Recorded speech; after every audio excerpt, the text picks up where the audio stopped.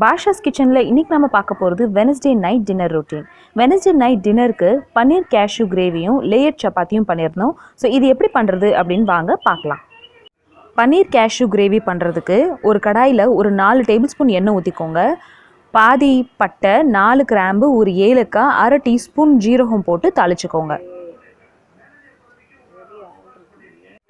ஜீரகம் நல்லா பொரிஞ்சதுக்கு அப்புறமா 3 வெங்காயத்தோட பேஸ்ட் இந்த மாதிரி இதில் சேர்த்துக்கோங்க. 3 வெங்காயம் கட் பண்ணி நல்லா ஃபைன் பேஸ்ட் அரைச்சி இதோட சேர்த்துருங்க. இது இப்போ கோல்டன் ப்ரௌன் ஆகிற வரைக்கும் வதக்கணும். வெங்காயம் பேஸ்ட் வதங்கிட்டு இருக்க டைமில் இன்னொரு பர்னரில் ஒரு கடாய் வச்சு 2 டீஸ்பூன் எண்ணெய் ஊற்றிட்டு பன்னீரை நம்ம அதில் ஷாலோ ஃப்ரை பண்ண போகிறோம்.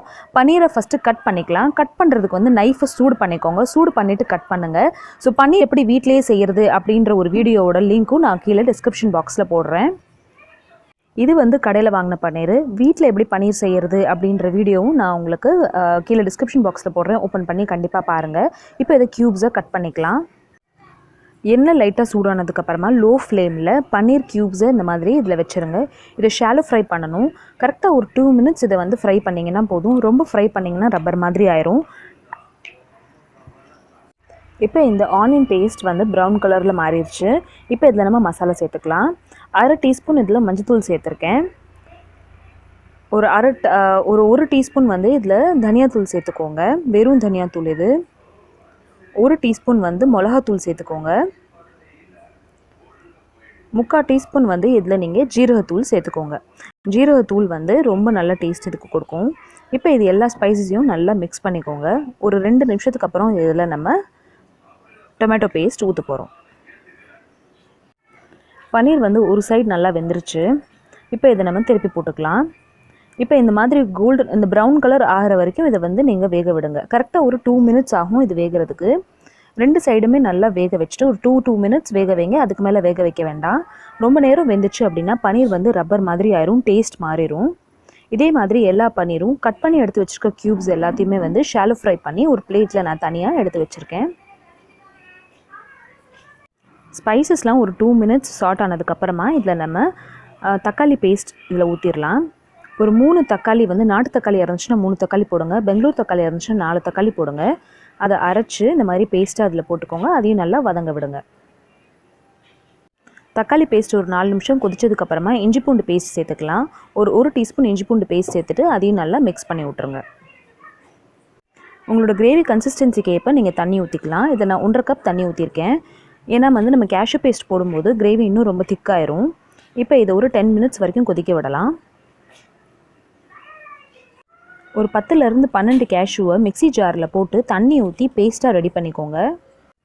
இந்த பன்னீர் கிரேவி கொதிச்சுட்ருக்க டைமில் சப்பாத்தி போட ஸ்டார்ட் பண்ணிட்டோம் நாங்கள். ஸோ பன்னீர் கிரேவி நான் பண்ணேன். லேயர் சப்பாத்தி அம்மா பண்ணாங்க. ஸோ இந்த லேயர் சப்பாத்தி பண்ணுறதுக்கு மாவை கொஞ்சம் லூஸாக பிசையணும். பிசைஞ்சிட்டு ஒரு 15 to 20 மினிட்ஸ் அப்படியே வச்சுருங்க. அதுக்கப்புறமா உங்களுக்கு சப்பாத்தி என்ன சைஸில் வேணுமோ அந்த சைஸில் மாவை சின்ன சின்ன பீசஸாக அந்த மாதிரி கட் பண்ணி எடுத்து வச்சுக்கலாம். எடுத்து வச்சுட்டு இந்த சப்பாத்தி நாங்கள் செய்ய போகிறோம். இப்போ பன்னீர் பார்த்திங்கன்னா நல்லா கிரேவி கொதிச்சுட்ருக்கு. நல்லா இந்த மாதிரி எண்ணெய் வெளியே தண்ணி ஊற்றுனதுக்கப்புறமா எண்ணெய் நல்லா வெளியே ரா ஸ்மெல்லாம் போயிடணும். அதுக்கப்புறமா தான் இதில் நம்ம கேஷ்யூ பேஸ்ட் போடணும். கிரேவி நல்லா கொதிச்சிருச்சு. எண்ணெயெல்லாம் நல்லா வெளியே வந்துருச்சு. இப்போ இதில் இந்த கேஷ்யூ பேஸ்ட் நம்ம சேர்த்துக்கலாம். கேஷ்யூ பேஸ்ட் சேர்த்துட்டு நல்லா இதை மிக்ஸ் பண்ணிக்கலாம். கேஷ்யூ பேஸ்ட் சேர்க்கறதுனால இது நல்ல ஒரு ரிச்னஸ் உங்களுக்கு கொடுக்கும். இந்த பன்னீர் கிரேவியில் நீங்கள் எவ்வளோ காரம் போட்டிருந்தீங்கன்னா கூட இந்த கேஷ்யூ பேஸ்ட் உங்களுக்கு நல்ல ஒரு திக்னஸும் நல்ல ஒரு ரிச்னஸும் கொடுக்கும். இப்போ இது நல்லா எல்லாத்தையும் மிக்ஸ் பண்ணிவிட்டு இதை ஒரு 5 to 7 மினிட்ஸ் வரைக்கும் இதை கொதிக்க விடலாம். லேயர் சப்பாத்திக்கு மாவை ஃபஸ்ட்டு நல்லா ஸ்ப்ரெட் பண்ணிவிட்டு நடுவில் ஒரு ஸ்பூன் நெய் ஊற்றிக்கோங்க. அதையும் நல்லா தடவிட்டு இப்போ இதை மடிச்சிடலாம். மடிச்சுட்டு இதை மறுபடியும் ஸ்ப்ரெட் பண்ணணும். செகண்ட் டைம் இதை ஸ்ப்ரெட் பண்ணும்போது நிறைய கொஞ்சம் மாவை டஸ்ட் மாவை எடுத்து நல்லா இதை இந்த மாதிரி ஸ்ப்ரெட் பண்ணிக்கிட்டிங்கன்னா ஸ்கொயர் ஷேப்பில் நம்மளோட லேயர் சப்பாத்தி ரெடி ஆயிரும். இது நீங்கள் இந்த மாதிரி நடுவில் நெய் வச்சு பிசைஞ்சு போட்டிங்கன்னா நல்ல சப்பாத்தி சாஃப்டாகவும் லேயர்டாகவும் இருக்கும். இப்போ பாருங்கள் சப்பாத்தி எவ்வளோ உப்பி நல்லா சூப்பராக வந்திருக்குன்னு. ஸோ இதே மாதிரி எல்லா சப்பாத்தியும் நாங்கள் போட்டு எடுத்துட்டோம். பன்னீர் கிரேவியும் நல்லாவே கொதிச்சிருச்சு.